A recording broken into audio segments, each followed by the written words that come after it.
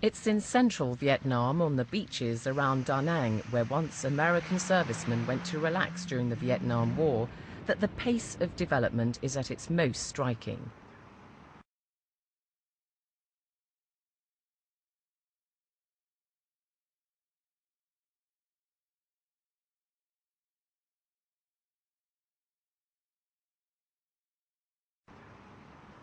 It's where Neong Khan lives.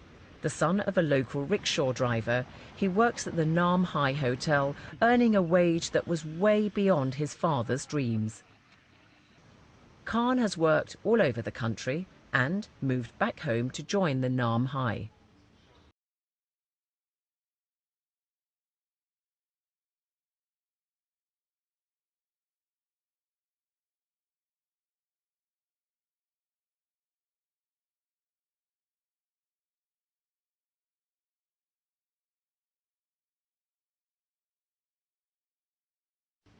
I'm very surprised when I'm back here on the end of 2006. There's a lot of property, very big property in Hoi An.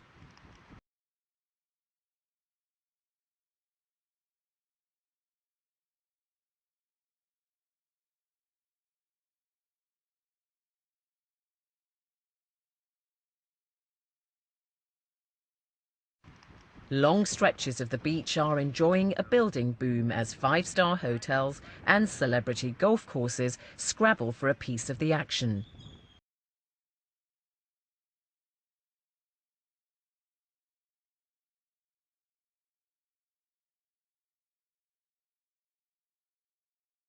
Despite the economic uncertainties of the age, developers and the Vietnamese government see tourism as an economic win-win situation both for the country as a whole and for the locals.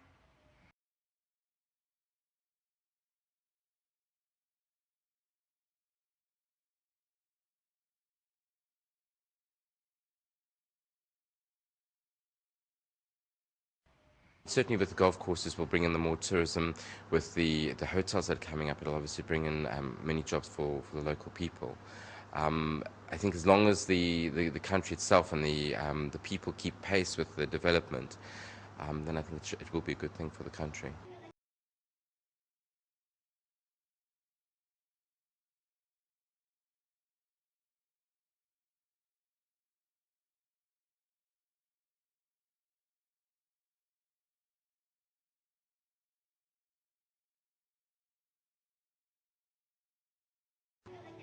Tourism is often called the industry without smokestacks.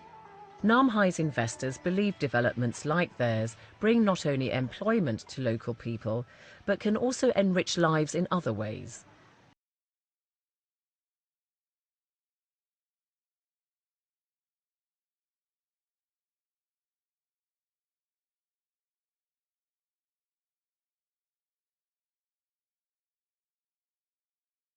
We started hiring 18 months before the resort opened. And the first thing we did is we put everybody into English language classes, that we actually ran in the sort of the shells and the first structures that were being completed at the resort.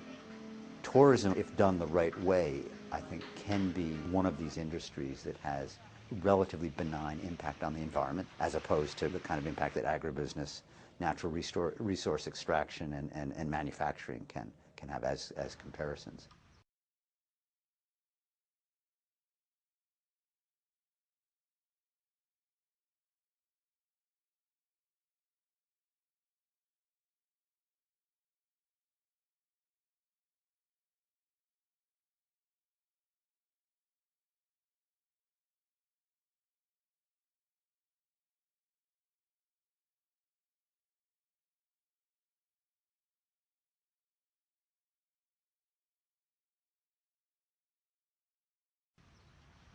But not everyone's convinced that a rapidly developing tourist infrastructure brings only benefits.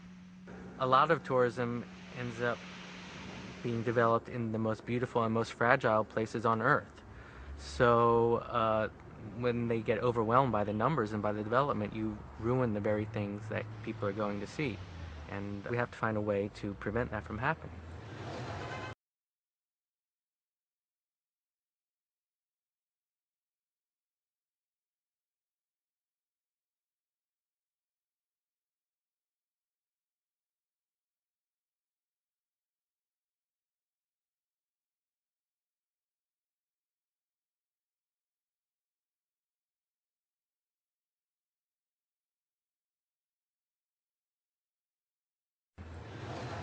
The Vietnamese government claim they understand the problem and can deal with it.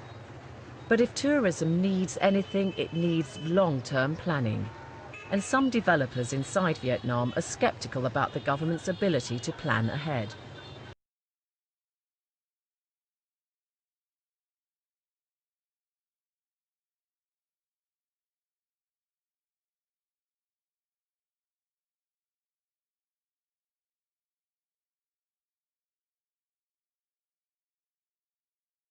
One of the biggest concerns I have here, is really the long-term sustainability of government systems. The Vietnamese are incredibly good crisis managers. However, their problem is longer-term thinking and planning things out somewhat more systemically.